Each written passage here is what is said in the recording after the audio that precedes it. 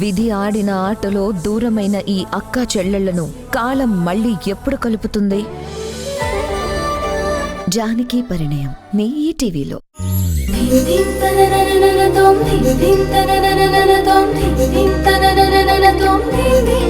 కడుపుబ్బరం తీరిందా? నువ్వు అత్తకి care taker పనితో పాటు వసుంధరకి స్పైగా కూడా జాయిన్ అయ్యావా? నా ఇష్టం, నేనెవరినైనా పెట్టుకుంటాను. అయినా మీకెందుకంత అంత నొప్పి? నిన్నటి నుంచి చూస్తున్నాను. ఏంటే తెగ తిప్పుకుంటూ మాట్లాడుతున్నావు? తిప్పుకుంటామా? నా ఒళ్ళు నా ఇష్టం. కానీ మనం లోపలికి వెళ్దాం పదండి. నీ ఒళ్ళు నీ ఇష్టం, మరి నా ఒళ్ళు నా ఇష్టం కదా? కాదు, అది కూడా నా ఇష్టమే. రేపటి నుంచి నేను జాగింగ్కి వెళ్తాను. నా ఇష్టం వచ్చిన డ్రెస్లు వేసుకుంటాను, లేకపోతే వేసుకునే పో. ఏంటి పోనీలే అని ఊరుకుంటుంటే ఎక్కువ చేస్తున్నారేంటి? ఇవి తేయాకు తోటల్లో దుక్కి దున్నిన చేతులు. గడప కూడా దాటనివ్వను, జాగ్రత్త. ఏయ్, ఏంటే ఒంట్లో పావు కేజీ కండలేదు, భూమికి జానుడుండవు, మాటి మాటికి నీ ఎదవ కాన్ఫిడెన్స్. నా మేలికొని లేపకు, నేను మగాణ్ణని మర్చిపోకు.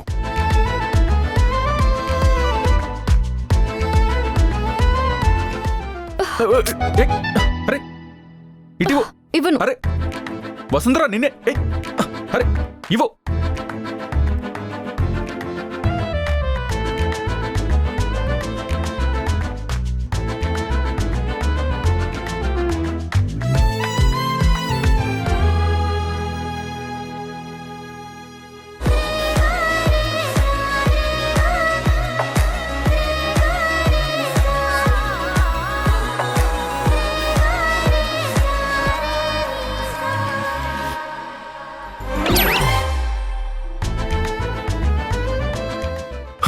మగాళ్లతో పెట్టుకోవాలంటే మీ ఆడాళ్ళు మళ్ళీ మగాళ్ళగానే పుట్టాలి మేడం, గుర్తు పెట్టుకోండి. అమ్మ బల్లి, బల్లా ఎక్కడ? ఇక్కడ ఇక్కడ ఇక్కడ అక్కడ అక్కడ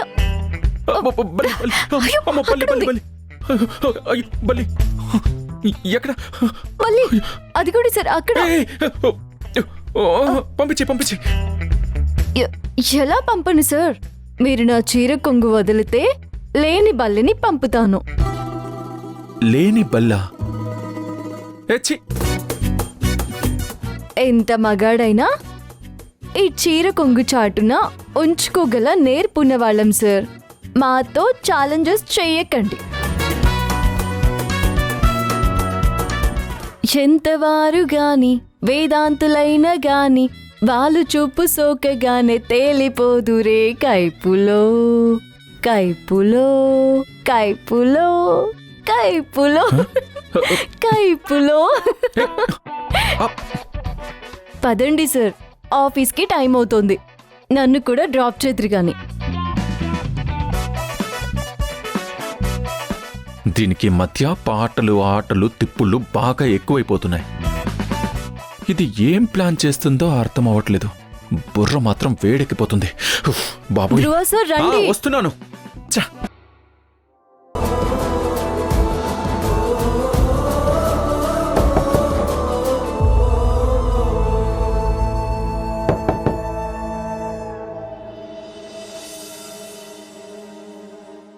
ఈ టైంలో ఎవరై ఉంటారు? ధ్రువ వచ్చుంటాడు.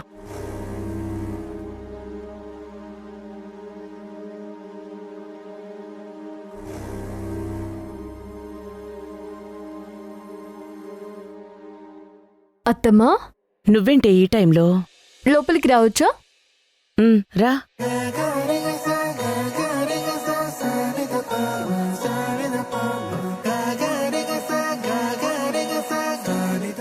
హ్యాపీ బర్త్డే అత్తమ్మా.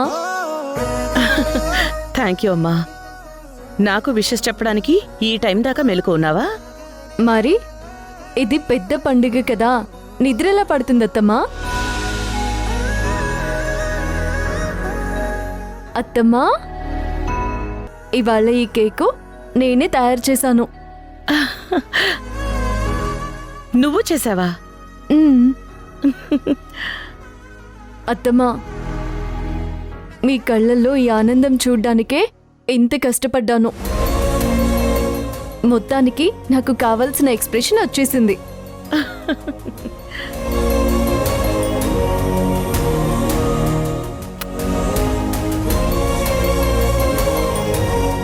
మీరు నాకు జీవితంలో అన్నీ ఇచ్చారత్తమ్మా. ఇవాళ ఈ వసుంధర బ్రతుకుతున్న బ్రతుకు మీరు పెట్టిన భిక్ష. నాకు స్తోమత లేదు, కానీ నాకు అవకాశం ఉంటే ఈ ప్రపంచాన్ని మొత్తం మీ కాళ్ళ దగ్గర పెట్టాలని ఉంటుంది. మిమ్మల్ని కాలు కింద పెట్టకుండా చూసుకోవాలనుంది. కానీ మీరే మాకు కావలసినవన్నీ మేం కష్టపడకుండా కాళ్ళ దగ్గరికి తీసుకుని వస్తున్నారు. మీకు మేమేం చేసినా తక్కువే అత్తమ్మా. నాకు తల్లిదండ్రులు లేరు వసుంధర. ప్రతాప్ని పెళ్లి చేసుకున్నాక తనే నన్ను తల్లిలా బాగా చూసుకున్నాడు. బహుశా మధ్యలోనే వదిలేసి వెళ్ళిపోయానని బాధపడ్డట్టున్నాడు. వెతికి మరీ కోడలిగా అమ్మని పంపాడు.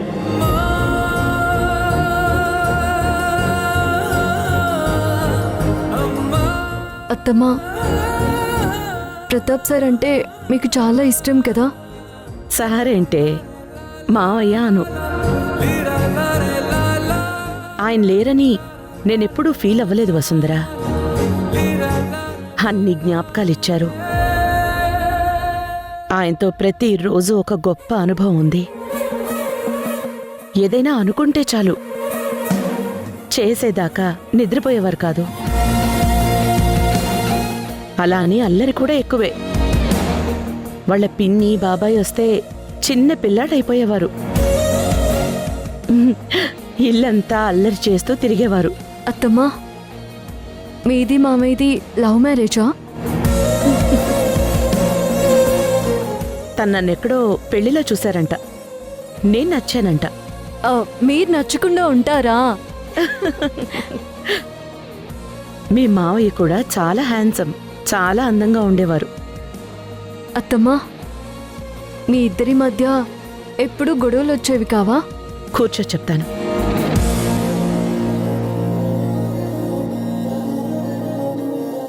ధ్రువ విషయంలో బాగా జరిగేది. ప్రతాప్ తనని అతిగారాబం చేసేవాడు. అది నాకు నచ్చేది కాదు. నేను తిడుతుంటే ధ్రువ చిన్నప్పుడు వాళ్ళ నాన్నకి చెప్తానని బెదిరించేవాడు. అప్పుడేం చేసేవారు? ఇంకో 4 తగిలించేదాన్ని. ఇద్దరూ నా మీద గొడవ చేసేవారు. వాణ్ణి కొడితే బాగోదని ఈయన వార్నింగ్ ఇచ్చేవారు. మరి మీరేమనేవారు? వాడి బదులు మిమ్మల్ని కొడితే బాగుండదు అని చెప్పేదాన్ని.